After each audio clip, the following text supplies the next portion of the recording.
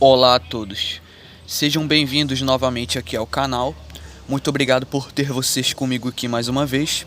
E no vídeo de hoje vai ser bastante interessante, tá? Eu quero conversar um pouco sobre o que está por trás dessa pergunta aqui, ó. Quem define ou não o que nós aprendemos na escola? Bom, no meu ponto de vista, particularmente eu acho que essa pergunta é uma pergunta bastante interessante, tá? E basicamente se encaixa dentro de todos os assuntos que eu já trouxe aqui no canal. Porque a gente sabe que sim, nós aprendemos determinadas coisas na escola, mas talvez nem tudo que nós aprendemos seja realmente compatível com a realidade. Sim, muitas coisas são. Não vou ser hipócrita de dizer que tudo que a gente aprende na escola é inútil, que tudo que a gente aprende na escola não vai servir para nada. Não é isso. Sim, certas coisas são muito úteis, certo, para nossa vida, mas tem uma parte das coisas que a gente aprende, né, que entra no currículo, que não é tão necessário assim, não é tão útil assim no meu ponto de vista. A gente vai discutir um pouco sobre isso. Porque a questão é o seguinte, a questão é quem é que define ou não o que nós vamos aprender na escola? Por que certas coisas não chegam ao nosso conhecimento e outras sim? Você já parou para se perguntar sobre isso? Não será que é porque alguém define o que a gente vai aprender como um norte e aquilo que a gente vai aprender na verdade está seguindo interesses? E o que nós deveríamos saber é oculto? O que vocês acham? É uma questão aí pra gente se pensar. Eu tô fazendo perguntas, não tô conspirando, não tô, tipo assim, inventando teoria, nada disso. São questões lógicas, né, que todo ser humano deveria parar e se perguntar. Por que certas coisas que são importantes não são incluídas na grade escolar, na grade curricular de ensino? E outras são, porque alguém define o que a gente vai aprender ou não, certo? Por exemplo, vamos começar o raciocínio com esse exemplo básico aqui. Na prática é mais ou menos isso aqui. Nós aprendemos na escola que nós viemos de um ancestral em comum com esse ser aqui, ó. Praticamente é um macaco. E a gente aprende o seguinte, que o universo ele tem 13,7 bilhões de anos, certo? E esses bilhões de anos servem para explicar basicamente o porquê que o ser humano, porquê que houve um salto evolutivo do peixe, de uma bactéria para um peixe, de um peixe para um macaco de um primato ou algo assim do tipo, e depois o ser humano. A gente aprende essas coisas aqui, certo?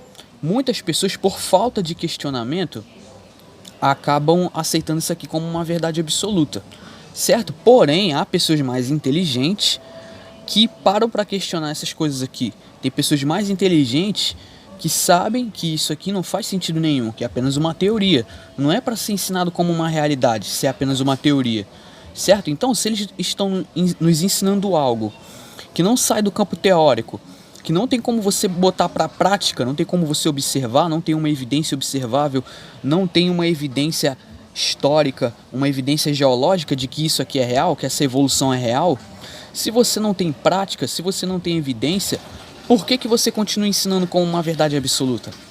Uma ótima pergunta, não? Essa é a pergunta. Eu estou induzindo vocês a fazerem perguntas. Não é questão de teoria da conspiração, mas é questão de pensamento crítico.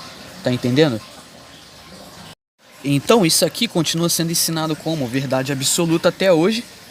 E o pessoal ridiculariza a possibilidade, eles estão totalmente fechados à possibilidade de haver um criador, haver um design inteligente que projetou tudo isso, que criou toda a raça humana, criou a criação, os animais, criou a terra, criou tudo, certo? Ou seja, um ser inteligente que está por trás de toda essa beleza que nós vemos na natureza diariamente. Então, eles estão totalmente fechados e ridicularizam totalmente essa possibilidade, mas isso aqui é encarado como algo super inteligente, ok? Ok, tudo bem, né? Mal nenhum, cada um acredita no que quiser, tá? Mas o meu canal aqui é um canal de lógica, eu levanto lógica aqui e a gente tem que pensar sobre isso. Olha só o que diz nesse artigo aqui, ó. Grupo de cientistas questiona a veracidade da evolução darwiniana. Então, cientistas afirmam que a vida é resultado da ação de um projeto intencional. Olha só, preste atenção. O assunto foi discutido aí um tempo atrás, né? Porque essa matéria aqui é de 2014, eu vou deixar ela na descrição. Então, o que está escrito aqui? Grupo de cientistas, não são teóricos da conspiração, não são terraplanistas, tá? Não são pessoas que ficam conspirando, são grupos de cientistas. Estão questionando a veracidade da evolução darwiniana. E por que será que eles estão questionando? Então a gente vai dar uma olhada aqui. Bom, então tá aí, ó, sem laço com os chimpanzés, e eu realmente concordo. Concordo 100%. Pra mim, a evolução totalmente fraude, a gente vai ver ainda no vídeo de hoje, ó. Então, a veracidade da evolução darwiniana, considerada incontestável pela ciência durante quase 150 anos, ou seja, muito tempo, certo? Está sendo questionada por um grupo de cientistas que acreditam que aquilo que trouxe a vida até aqui não foi uma ação exclusiva das forças dos processos naturais não guiados, que é o que eu concordo, e sim resultado da ação de um projeto intencional. Realmente, tá certo. É o que sustentam os cientistas adeptos da teoria do design inteligente, ou seja, são criacionistas assim como eu. Segundo a qual fomos projeto intencional, né? Então, nós fomos planejados por uma ação inteligente, e a ideia é que há eventos no universo, quer dizer, eventos do universo e aspectos da vida que nem em milhões de anos seriam viabilizados a partir da evolução, como prega a teoria darwiniana. Isso significa, entre outras coisas, que o nosso tão cantado parentesco com os chimpanzés nunca existiu. Por quê? Por falta de tempo e evidência. Vou ler novamente. Por falta de tempo e evidências. Tem que repetir para ver se entra na cabeça do pessoal. Então tá aí, ó. Concordo 100% com o que está aqui nesse artigo, vou deixar na descrição. E realmente, por falta de tempo e evidência, certo? Isso prova que a teoria da evolução é uma fraude, é um lixo. E mesmo assim continua ensinado nas escolas até hoje. Percebe? É isso que eu quero que vocês pensem por trás. Pô, se o negócio já foi comprovado que é fraude, está sendo comprovado que é fraude, né, recentemente, de uns tempos pra cá, por que ainda continuam ensinando isso? Por que eles não revêem? Por que eles não param para rever os conceitos científicos e tentam mudar algumas coisas? Por quê? Porque eu já falei várias vezes aqui no canal. Existe alguém que não são os cientistas, alguém por cima, tá por cima de tudo isso aí, que tem a chave que controla o portão da ciência, vai definir o que vai ser publicado ou não, vai definir o que vai entrar ali ou não vai, tá entendendo? É isso que eu quero que vocês pensem, galera. Então, olha esse artigo aqui também, que interessante, vou deixar também na descrição. Fraude do homem de Piltdown foi desmascarada há 50 anos atrás. Então, esse artigo aqui é de 2003, para vocês verem o tempo, hein? Então, o falso fóssil ele foi considerado um elo perdido da evolução humana, né, por alguns cientistas britânicos do início do século XX.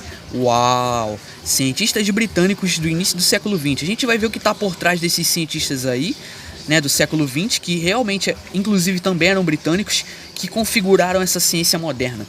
Eu ainda vou fazer um vídeo sobre isso aqui, expondo essa questão aqui no canal, para vocês verem quem foi que definiu e modelou essa ciência aí moderna que a gente tem hoje. Então, a descoberta ela ocorreu num momento perfeito.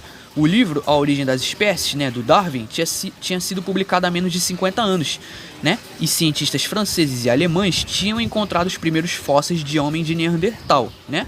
E havia uma corrida para encontrar o elo perdido, um fóssil de um animal que pudessem representar a transição entre símios e homens. A gente vai ver o que está por trás dessa questão. Vamos ler aqui um pouco e se antenar, certo? Entrar aqui no contexto do negócio. Bom, no Reino Unido existiam fósseis de humanos modernos, mas nada de muito antigo, explica o paleantropólogo Chris Stringer, especialista em evolução humana do Museu de História Nacional de Londres. Daí ele diz, mas tínhamos algumas ferramentas de pedra, portanto existia uma espécie de expectativa nacional e havíamos, né, de encontrar alguma coisa. E de repente aí estava ela. O homem de Piltdown surgiu em 1912 e teve um lugar de honra no Museu de Londres até 21 de novembro de 1953, quando uma nova geração de cientistas liderados pelo paleontólogo e geólogo Kenneth Oakley, ele anunciou que isso se tratava de uma fraude. Utilizando técnicas de datação modernas, os cientistas chegaram à conclusão de que o crânio era de um homem moderno e não teria mais de 1000 anos, certo? A mandíbula pertencia a uma fêmea de orangotango, né? Uma fêmea, e devia ser nova quando foi enterrada. Então, os dentes de macaco tinham sido substituídos por dentes humanos que foram raspados de forma a imitar os efeitos do urso. Então, vocês podem ver que houve toda uma manipulação ali, né? Teve toda uma má fé de pessoas para tentar pegar esse negócio e jogar pro povo e dizer que é verdade, sendo que tá provado que é fraude, certo? Bom, aí aqui vem uma pergunta muito racional, uma pergunta interessante que diz o seguinte, ó. E por que é que a fraude levou tanto tempo a ser desmascarada? Por que será que levou tanto tempo?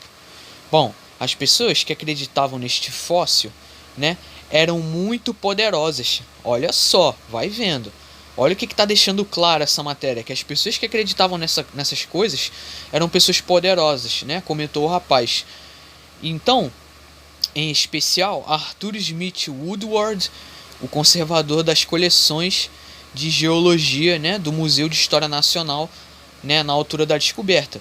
Era preciso ter muito cuidado para não contrariar estas pessoas. Olha só, vai vendo. Olha o nível, né, que vai chegando aqui o negócio.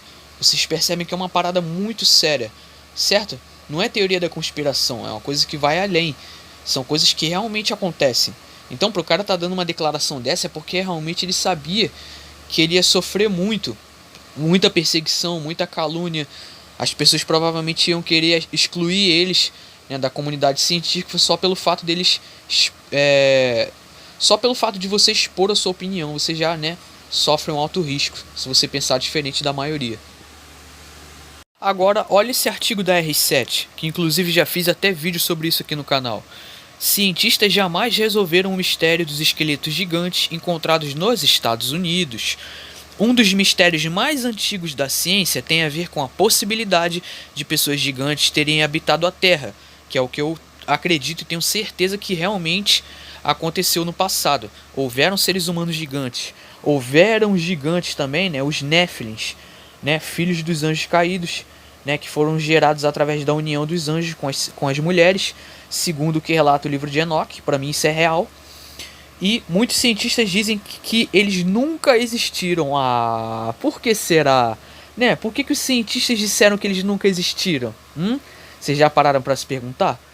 Pois é, mas o mistério nos Estados Unidos é muito forte. E por muita gente ter encontrado esqueletos gigantes na terra dos pais, né?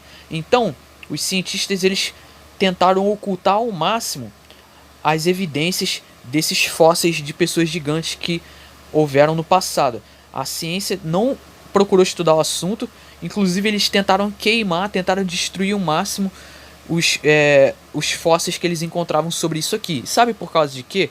Porque se revelar para o povão isso aqui, automaticamente vai validar a Bíblia e vai destruir essas teorias dogmáticas, vai destruir essas teorias que são propagadas pela ciência moderna como fato, tá entendendo?